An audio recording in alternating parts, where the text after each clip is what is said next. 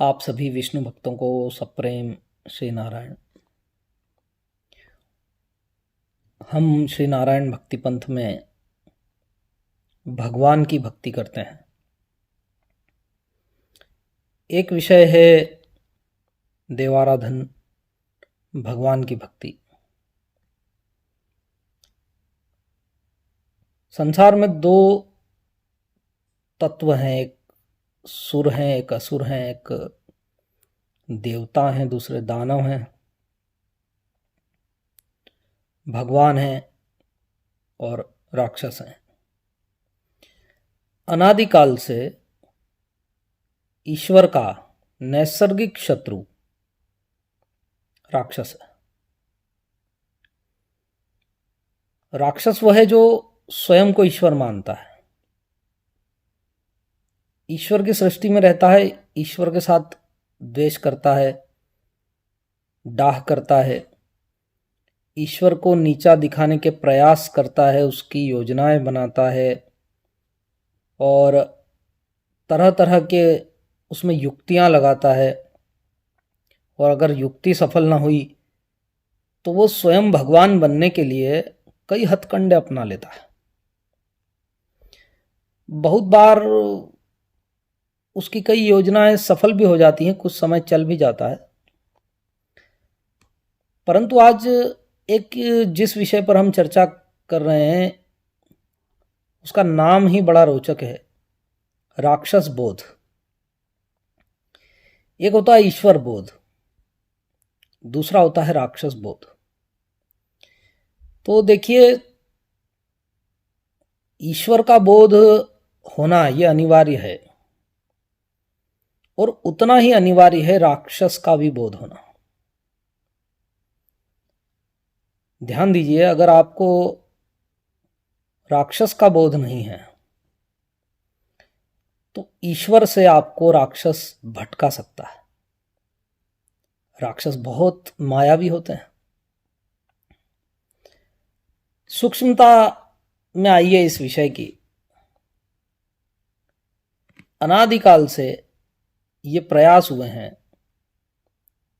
कि व्यक्ति ने स्वयं को ईश्वर घोषित करना, मैं भगवान हूं, इसका बहुत प्रयास किया और उन्होंने भले भलों को अपने माया जाल में मोहित कर लिया। ध्यान दीजिए, कहीं आप राक्षस की भक्ति में तो नहीं लग गए। क्या आप भगवान की सत्य भक्ति करते हैं? क्या आपको ईश्वर का बोध है? जैसे ही ईश्वर बोध से आपका चित्त हटा कि राक्षस आपको पकड़ लिया। ध्यान दीजिए, आपने सुना होगा कालनेमी राक्षस था और कालनेमी ने हनुमान जी को अपने माया जाल में जकड़ लिया था। वो एक आश्रम बनाकर गुरु बन करके बैठा हुआ था। हनुमान जी ने उसको एक कोई महापुरुष जाना, लेकिन जब वे सरोवर पर आचमन के लिए, स्नान के लिए गए, तब वहां किसी अप्सरा ने उनकी आंखें खोली और हनुमान जी ने आकर के उस राक्षस का वध किया। लेकिन हनुमान जी भी मोहित हो गए थे। मारीच ने रामचंद्र जी को, सीता जी को मोहित कर डाला। रावण ने साधु वेश लेकर सीता जी को भ्रमित कर डाला। ये राक्षस बहुत मायावी होते हैं। ये आध्यात्मिक रूप बना लेना सबसे सरल मार्ग समझते हैं अपने आप को स्थापित करने के लिए, ईश्वर के द्रोह करने के लिए। इस विषय की और सूक्ष्मता में जाइए। हिरण्यकश्यपु राक्षस था और वो स्वयं को भगवान घोषित करने चला और संपत्ति तो उसके पास बहुत थी, शक्ति बहुत थी। 10,000 वर्ष उसने राज किया। सारी दुनिया ने उसको भगवान मान लिया था। केवल विष्णु भगवान के एक भक्त थे, प्रहलाद जी, उन्होंने उसको भगवान नहीं माना। ऐसे ही जो भगवान का भक्त होता है वो जानता है कि भगवान कौन है और राक्षस कौन है, राक्षस क्या षड्यंत्र कर रहा है भगवान के साथ, राक्षस क्या आध्यात्मिक रूप बनाकर बैठा हुआ है। ध्यान दीजिए, सच्चा भक्त कभी राक्षस के माया जाल में नहीं पड़ता। राक्षस बोध को जागृत कीजिए। ये कलयुग है। बहुत से राक्षस जिन्होंने पूर्व के युगों में प्रयास किए भगवान बनने के, वे आज भी यहाँ पर इस दुनिया में चल रहे हैं, वही कार्य कर रहे हैं। वे सब विष्णुद्रोही हैं। ध्यान रखना, राक्षस का माया जाल बड़ा सूक्ष्म होता है। आप परिशुद्ध भक्ति कीजिए। भक्ति के दो स्थान हैं। एक प्रधान स्थान विष्णु भगवान है। सर्व विष्णुमयम जगत तत् विष्णु परमम पदम सदा पश्यन्ति सूर्य। वेद उनकी महिमा गाते हैं। और दूसरे शिव हैं।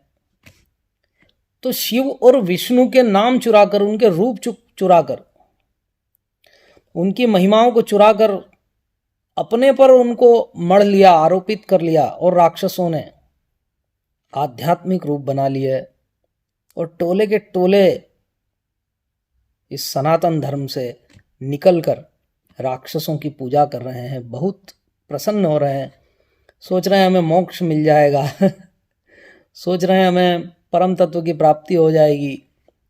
भैया एक बात ध्यान रखना, आपके पास जो मोबाइल फ़ोन है ना, उस मोबाइल फ़ोन में जो पिन एंटर करते हैं, पिन टाइप करते हैं, फिर वो खुलता है लॉक।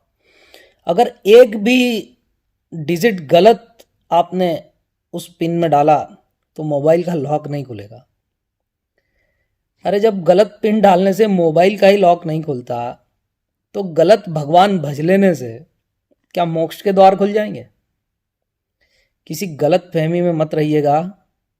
जहां ओरिजिनल डॉक्यूमेंट्स की रिक्वायरमेंट है वहां डुप्लीकेट से काम नहीं चलने वाला है। इसलिए सत्य ईश्वर और सत्य भक्ति लगेगी। श्री नारायण भक्ति पंथ सत्य की उपासना का मार्ग है।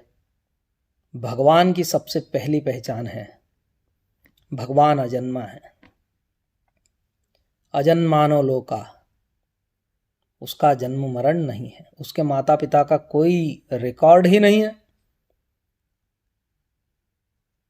आपने सुना होगा मारुति नंदन, पवन पुत्र, देवकी नंदन, दशरथ नंदन, यशोदा नंदन, इनके पुत्र वो, उनके पुत्र, उनके माता पिता वो थे, उन्होंने उनके गर्भ से जन्म लिया। भगवान के बारे में ऐसा नहीं सुना जाता है, क्योंकि भगवान इस तरह से जन्म नहीं लिया करता। परमात्मा अनादि होता है, अनंत होता है और अपार होता है। ध्यान दीजिए, इस बारे में कबीर जी ने एक बहुत अच्छी बात कही है। उन्होंने कहा, साहेब सबका बाप है, बेटा किसी का नहीं। साहेब सबका बाप है, बेटा किसी का नहीं, और जो बेटा बनकर अवतरा वो तो साहिब नहीं। ध्यान दीजिए, परमात्मा किसी का पुत्र नहीं है, तो वो विष्णु भगवान हैं, श्री नारायण हैं। नारायण के नाम से भी आज समाज में झूठा भगवान चल रहा है, शिव के नाम से चल रहा है। क्या बताएं आपसे, कलयुग की स्थिति बहुत शोकजनक है। ध्यान दीजिए, व्यक्ति पूजा से बचना। गुरु उन्हें कहते हैं जो ईश्वर का सही मार्ग बताते हैं। गुरु कहते हैं सत्य वो है, सत्य हम नहीं, सत्य तो वो है, हम सत्य के मार्गदर्शक हैं। आप सत्य को मानिए।